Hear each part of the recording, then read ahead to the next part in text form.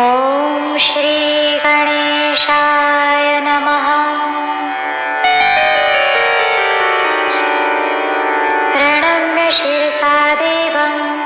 गौरीपुत्रं विनायकम् भक्तावासं स्मरे नित्यम् आयुः कामार्थसिद्धये। प्रथमं वक्रतुण्डं च एकदन्तं द्वितीयकम् तृतीयं कृष्णपिङ्गाक्षं गजवक्त्रं चतुर्थकम् लम्बोदरं पञ्चमं च षष्ठं विकटमेव च। सप्तमं विघ्नराजेन्द्रं धूम्रवर्णं तथाष्टमम् नवमं भालचन्द्रं च दशमं तु विनायकम् एकादशं गणपतिं द्वादशं तु गजाननम् द्वादशैतानि नामानि त्रिसन्ध्यं यः पठेन्नरः न च विघ्नभयं तस्य सर्वसिद्धिकरं प्रभो। विद्यार्थी लभते विद्यां धनार्थी लभते धनम् पुत्रार्थी लभते पुत्रान् मोक्षार्थी लभते गतिम्। जपे गणपतिस्तोत्रं षड्भिर्मासैः फलं लभेत्। संवत्सरेण सिद्धिं च लभते नात्र संशयः। अष्टभ्यो ब्राह्मणेभ्यश्च लिखित्वा यः समर्पयेत् तस्य विद्या भवेत् सर्वा गणेशस्य प्रसादतः। इति श्रीनारदपुराणे संकष्टनाशनं नाम श्रीगणपतिस्तोत्रं सम्पूर्णम्। श्रीगजाननार्पणमस्तु।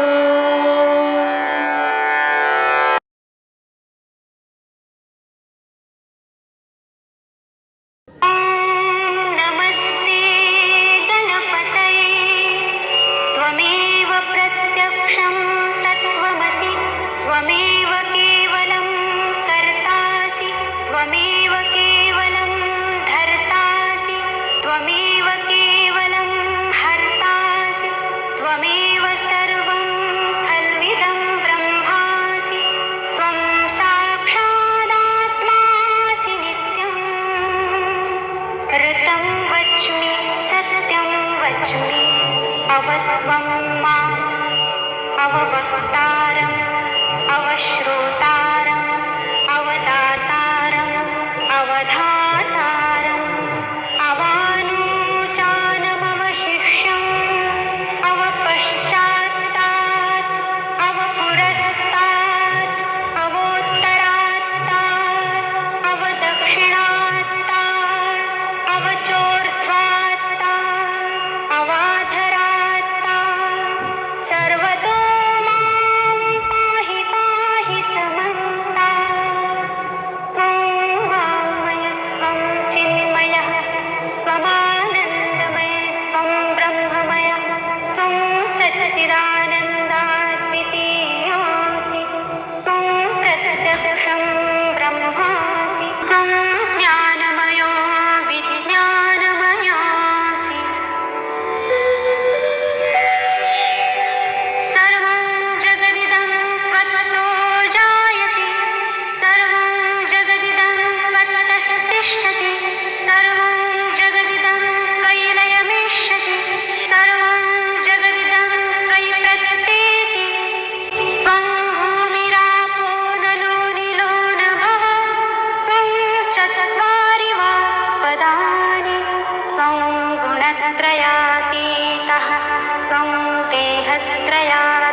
तं कालत्रयातीतः तं मूलाधारस्थितोऽसि नित्यं तं शक्तित्रयात्मकः वायुयोगिनो ध्यायन्ति नित्यं त्वं ब्रह्मा त्वं विष्णुस्त्वं रुद्रस्त्वमिन्द्रस्त्वमग्निस्त्वं वायुस्त्वं सूर्यस्त्वं चन्द्रमाः त्वं ब्रह्मभूर्भुवस्वरो गणादिं पूर्वमुच्चार्य वर्णादिं तदनन्तरम् अनुस्वारः परतरः अर्धेन्दुलसितं तारेण रुद्धम् एतत्तव मनुस्वरूपम् गकारः पूर्वरूपम् अकारो मध्यमरूपम् अनुस्वारश्चान्तरूपम् बिन्दुरुत्तररूपम् नादः सन्धानं संहिता सन्धिः जैषा गणेशविद्या गणपर्षिः निःसृतगायत्री छन्दः गणपतिर्देवता ॐ गं गणपतये नमः एकदन्ताय विद्महे वक्रतुण्डाय धीमहि तन्नो दन्ती प्रचोदयात् एकदन्ताय विद्महे वक्रतुण्डाय धीमहि तन्नो दन्ती प्रचोदयात् एकदन्ताय विद्महे वक्रतुण्डाय धीमहि तन्नो दन्ती प्रचोदयात् एकदन्ताय विद्महे वक्रतुण्डाय धीमहि तन्नो दन्ती प्रचोदयात् एकदन्तं चतुर्हस्तं पाशमङ्कुशधारिणं रदं च वरदं हस्तैर्बिभ्राणं शपथभजं रक्तं लम्बोदरं शूर्पकर्णकं रक्तवाससं रक्तगन्धान् लिप्ताङ्गं रक्तपुष्पैः सुपूजितम् भक्तानुकम्पिनं देवं जगत्कारणमच्युतम् आविर्भूतं च सृष्टातो प्रकृतिः पुरुषात् परम् एवं ध्यायति यो नित्यं स योगी योगिनां वरः नमो गणपतये नमो गणपतये नमः प्रमथपतये नमस्ते अस्तुलम्बोदराय एकदन्ताय विघ्ननाशिने शिवसुताय श्रीवरदमूर्तये नमः ॐ शान्ति शान्ति शान्ति एकदन्ताय विद्महे वक्रतुण्डाय धीमहि तन्नो दन्ती प्रचोदयात् एकदन्ताय विद्महे वक्रतुण्डाय धीमहि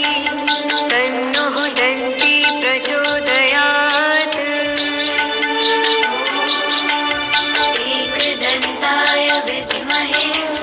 वक्रतुण्डाय धीमहि तन्नो दन्ती प्रचोदयात्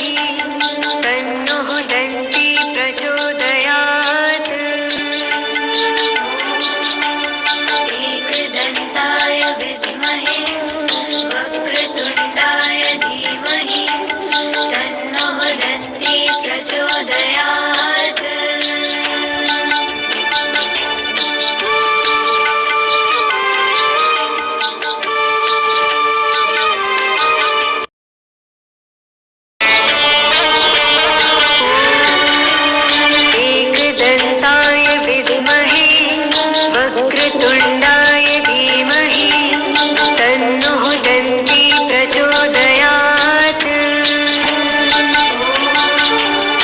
एकदन्ताय विद्महे वक्रतुण्डाय धीमहि तन्नः दन्ती प्रचोदयात् एकदन्ताय विद्महे वक्रतुण्डाय धीमहि तन्नः दन्ती प्रचोदयात्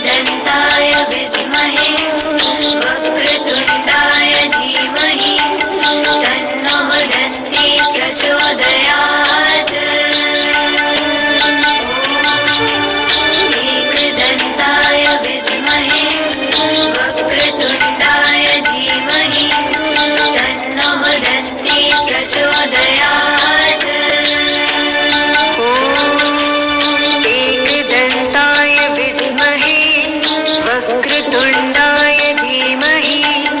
तन्नः दन्ती प्रचोदयात् एकदन्ताय विद्महे वक्रतुण्डाय धीमहि तन्नः दन्ती प्रचोदयात्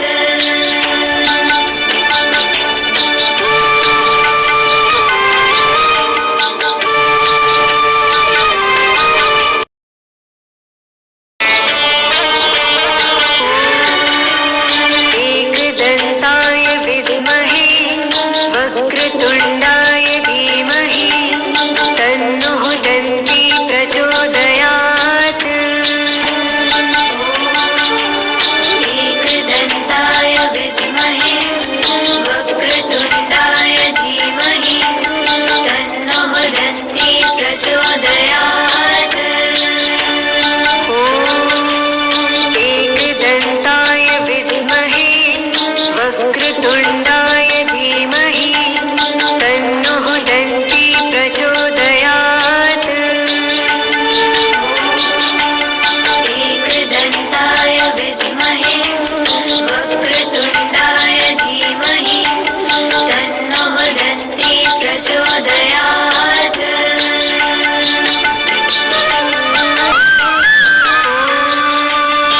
एकदन्ताय विद्महे वक्रतुण्डाय धीमहि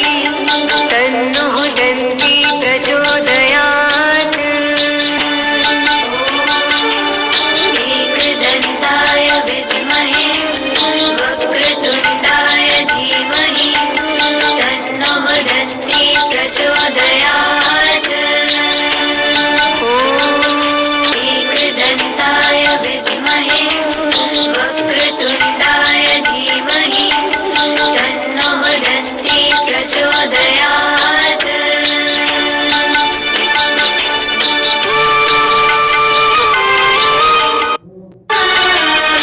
एकदन्ताय विद्महे वक्रतुण्डाय धीमहि तन्नः दन्ती प्रचोदयात्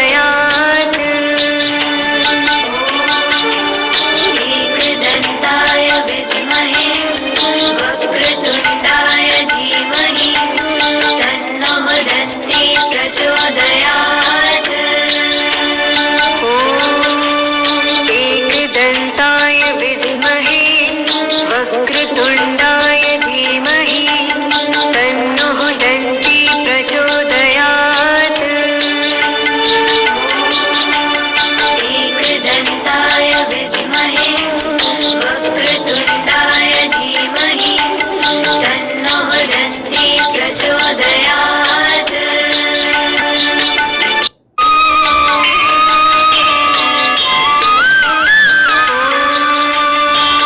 एकदन्ताय विद्महे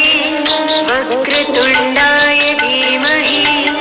तन्नः दन्ती प्रचोदयात् एकदन्ताय विद्महे वक्रतुण्डाय धीमहि तन्नः दन्ती प्रचोदयात् एकदन्ताय विद्महे वक्रतुण्डाय धीमहि तन्नः दन्ती प्रचोदयात् एकदन्ताय विद्महे वक्रतुण्डाय धीमहि तन्नः दन्ती प्रचोदयात्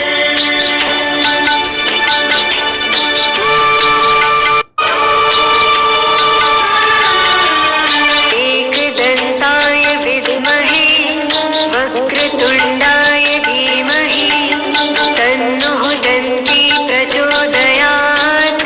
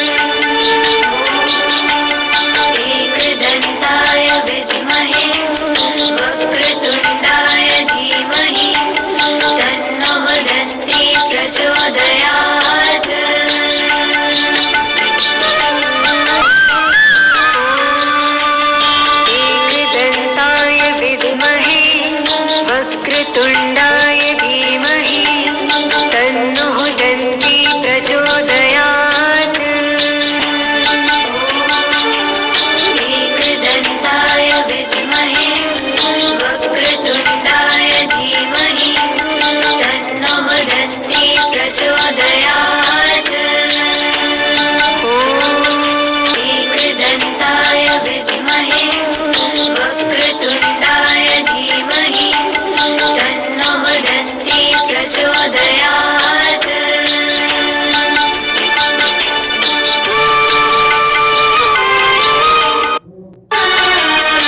एकदन्ताय विद्महे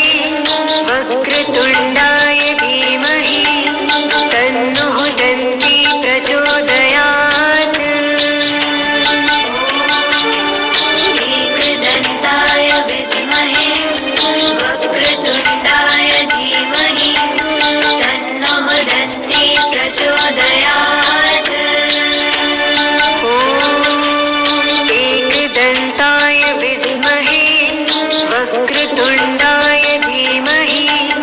तन्नो दन्ती प्रचोदयात्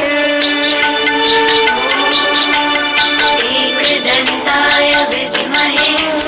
वक्रतुण्डाय धीमहि तन्नो दन्ती प्रचोदयात्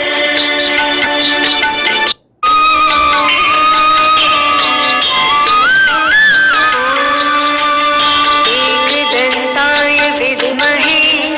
वक्रतुण्डाय धीमहि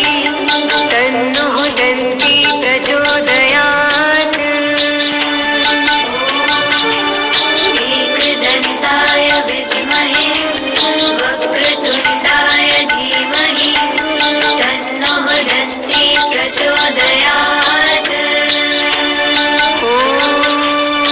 एकदन्ताय विद्महे वक्रतुण्डाय धीमहि तन्नो दन्ती प्रचोदयात् एकदन्ताय विद्महे वक्रतुण्डाय धीमहि तन्नो दन्ती प्रचोदयात्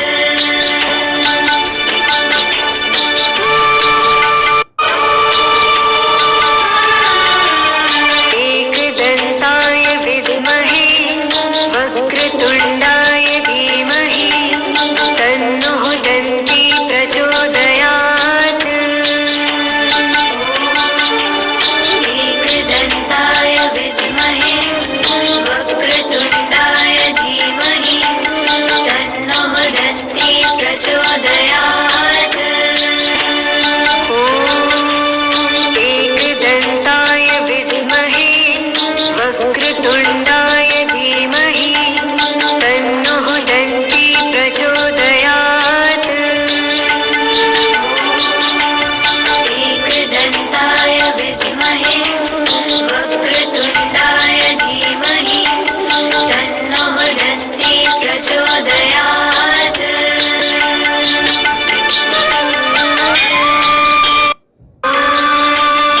एकदन्ताय विद्महे वक्रतुण्डाय धीमहि तन्नो दन्ती प्रचोदयात् एकदन्ताय विद्महे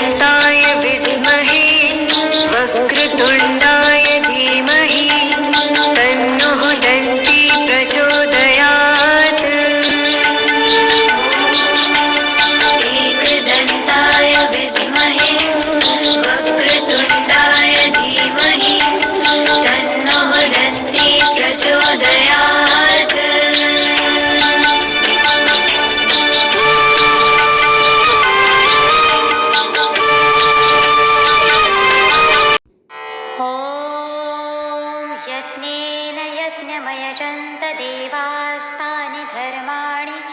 प्रथमान्यासन् ते हनाकं महिमानः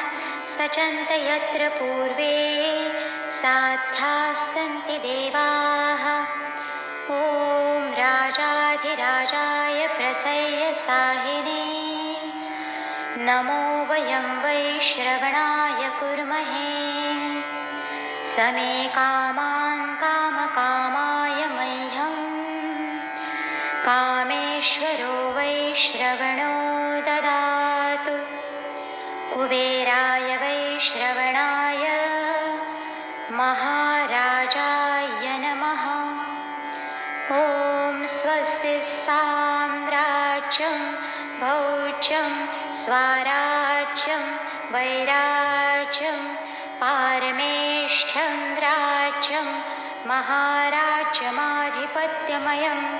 समन्तपर्यायी स्यात् सार्वभौमः सार्वांश आन्तादापरार्धात् पृथिव्यै समुद्रपर्यन्ताया एकराळिति तदप्येष श्लोकोऽभिगीतो मरुतः परिवेष्टारो मरुतस्यावसन् गृहे आवीक्षितस्य कामप्रेर्विश्वे देवाः सभासदैति। ॐ एकदन्ताय विद्महे वक्रतुण्डाय धीमहि तन्नो दन्तिः प्रचोदयात्।